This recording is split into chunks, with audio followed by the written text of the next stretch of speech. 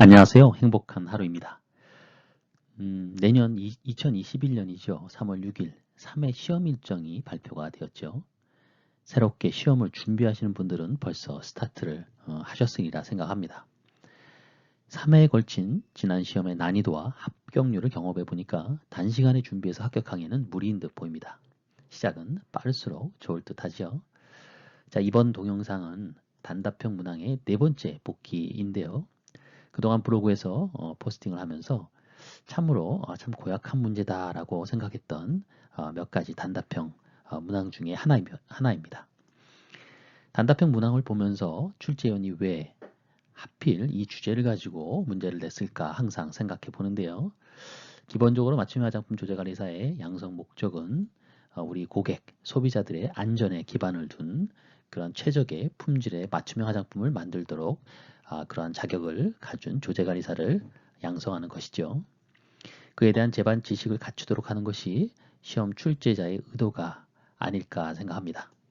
그래서 그 중에서도 또 위의 요소로서의 중요한 것 중에 하나가 바로 원료지요.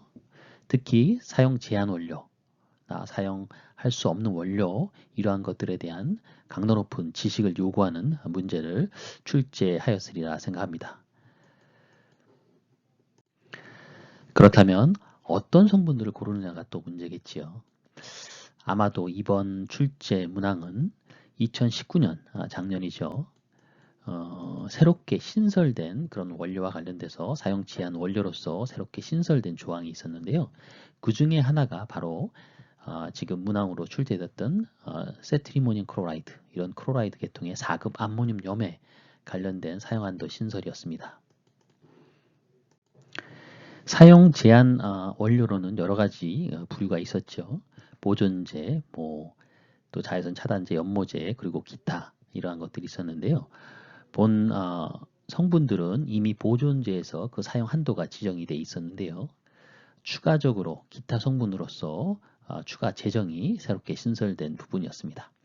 물론 이렇게 새롭게 신설된 부분을 가지고 문제 출제 포인트를 잡았다라고 하는 것은 좀 무리가 있을지 모르지만 어쨌든 간에 그러한 부분하고 또 본 성분이 갖는 여러 가지 특성들 이러한 것들이 조합이 돼서 본 주제를 고르지 않았나 그렇게 추측해 봅니다. 자, 그러면 한번 살펴볼까요? 예상 문항 한번 읽어볼까요? 다음 보기는 화장품의 사용상 제한이 있는 그런 원료로서 기타 성분으로 분류되어 있는 그런 성분을 설명한 것입니다. 이렇게 문제에서 사용상 제한이 있는 원료로서 기타 성분으로 분류되어 있다. 이렇게 나오지는 않을 것 같은데요. 여하튼 한번 볼까요? 벤트리모늄 클로라이드라는 것이 있죠. 단일 성분이나 또는 세트리모늄, 또 스테아트리모늄 클로라이드와 혼합 사용의 합으로서 그 사용 한도는 사용 후 씻어내는 두발용원 제품과 또 두발 염색용 제품류의 기억 %이고 세트리모늄 클로라이드, 스티아트리모늄 클로라이드 이거는 단일 성분 또는 두 개의 혼합 사용의 합으로서 사용 한도가 사용 후 씻어내는 두발용 제품 및 두발 염색용 제품류의 니은 %이다 라는 문제입니다. 성분을 읽는 것도 좀 벅차네요. 먼저 그 성분들의 구조를 한번 볼까요? 이 성분들의 구조를 보면은 자, 한 분자 구조 내에 이렇게 양이온과 음이온이 있죠. 어디서 많이 본 듯한 구조 같죠?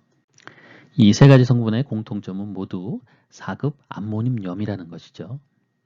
4급 암모늄염은 계면활성제를 공부를 하실 때 계면활성제, 양이온 계면활성제 기억하시나요? 그 대표적인 양이온 계면활성제의 구조입니다. 친수부가 물에 해리됐을 때 양이온을 뜨겠죠. 즉 여기에 있는 이 마이너스 이온들이 빠져나가면서 남아있는 것들은 양이온 형태가 남는 것이죠. 이 안에 탄소수 친유기의 그 알킬기들이 이렇게 길게 있죠. 이 알킬기의 숫자에 따라서 성분의 이름이 정해지는데요. 자, 벤트리모늄 이건 탄소수가 22개, 2개일 경우고요.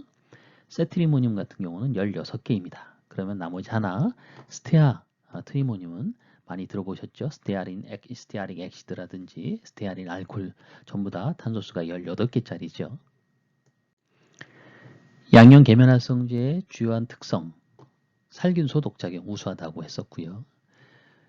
그리고 알킬기가 분자량이 큰 경우에는 모발과 섬유의 흡착성이 커서 헤어린스 등의 유연제 또는 대전 방지제로 주로 활용이 된다고 했죠. 알킬기에 여기 있는 분자량이 큰 경우입니다. 이런 것들은 주로 이제 대전 방지의 역할로 사용이 되죠.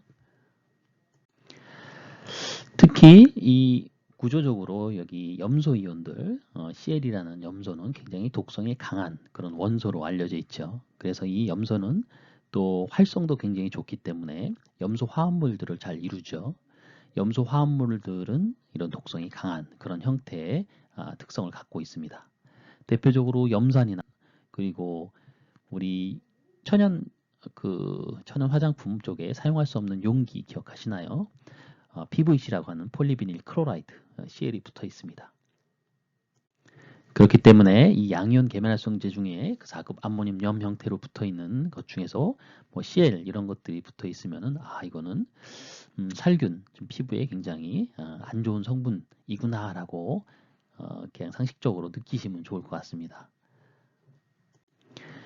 그리고 조작을 해서 시험 과목 중에 3과목 화장품의 유통 및 안전에 관한 사항 중에서 작업장의 위생관리, 소독할 때 사용했던 화학적 소독 유형 중에 바로 이러한 양이온 계면활성제가 소개된 적이 있었죠. 4급 암모늄염입니다.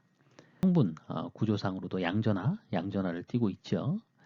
이것이 피부하고 맞닿게 되면은 피부나 어떤 헤어 쪽 이런 단백질이 약간의 음전하를 띠고 있습니다. 그래서 정전기가 많이 발생되는데요.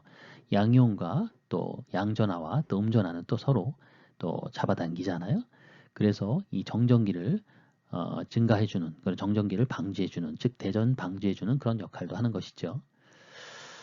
이 성분들이 기본적으로 가지는 양이온, 이 양이온은 미생물의 세포막에 또 영향을 많이 주기 때문에 미생물을 또 저해하는 또 미생물을 죽이거나 또 활성을 억제시킬 수 있는 그런 영향을 갖고 있습니다. 그래서 보존제 기능을 하기도 합니다. 자, 이러저러한 이유로 이 성분들에 대한 특성들을 갖고 있는 것이죠. 지금까지 간략하게 성분들에 대한 부분들을 좀 알아봤고요. 그러면 이 문제를 풀기 위해서 알아야 될 그런 법률적, 지금 법규에 대한 내용들은 바로 고시 화장품 안전 기준 등에 관한 규정에 나와 있는 별표의 사용상 제한이 필요한 원료겠죠. 이 부분은 워낙 많이 공부를 하셨을 텐데요. 물론 처음 시작하신 분들은 이제 해야 될 부분인데요. 굉장히 중요한 파트입니다. 사용상 제한이 필요한 원료, 어떠한 원료들이 있고 그 원료에 대한 사용 제한들이 무엇이 있는지 반드시 매칭시키면서 공부를 하셔야 됩니다. 자, 그러면 문항에 나와 있는 성분들이 이 사용상 제한이 필요한 원료에 어떻게 적용이 돼서 사용 제한을 갖고 있는지 볼까요? 먼저 첫 번째, 이 부분은 보존제에 관련된 부분인데요. 여기 알킬, 트리메칠 암모늄, 브로마이드, 클로라이드 나오죠. 이 클로라이드가 바로 이 본 문항에 나오는 그런 성분들입니다. 여기에서는 두발 제품류를 제외한 화장품의 0.1%까지 보존제로서 사용할 수 있도록 규정을 해놓고 있죠. 이것은 예전부터 그 서두에서 설명드렸듯이 예전부터 결정돼 있는 사용 제한 원료의 보존제로서의 사용 제한이었는데요. 이 아래 추가적으로 기타 성분으로 그 사용 제한이 신설이 됐다고 말씀을 드렸죠.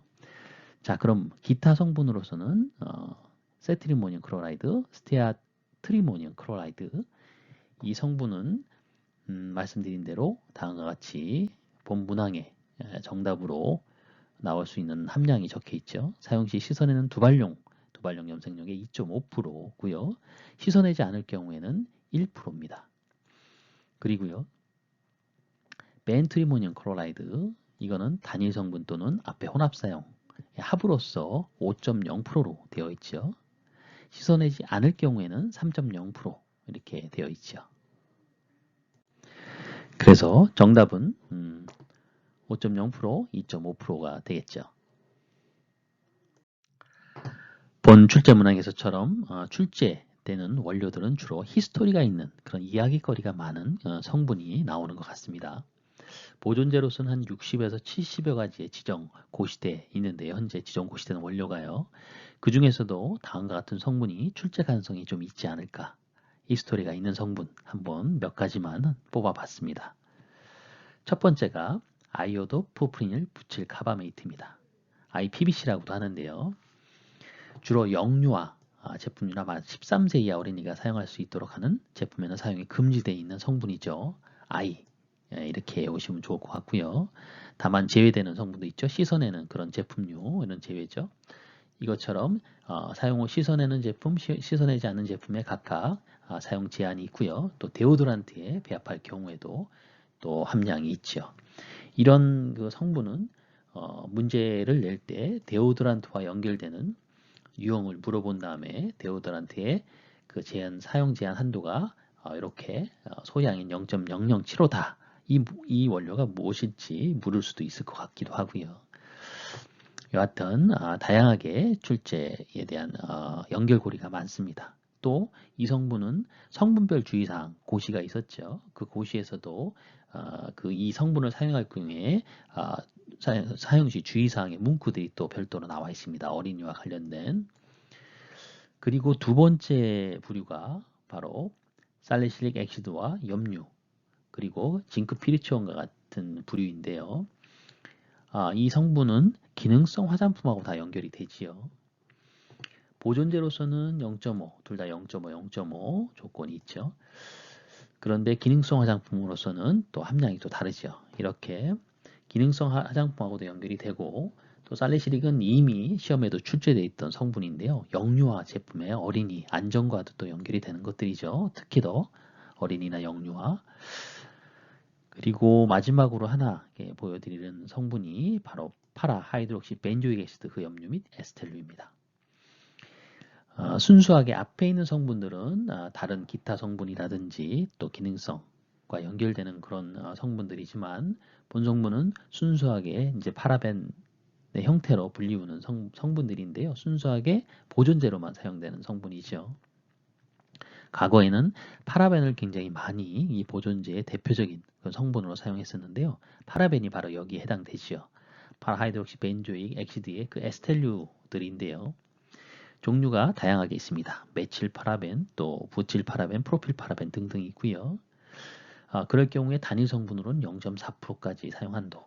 그리고 그거를 2개 혼합하거나 3개 혼합할 경우에는 토탈 0.8%까지 사용할 수 있는 사용 제한이 있습니다.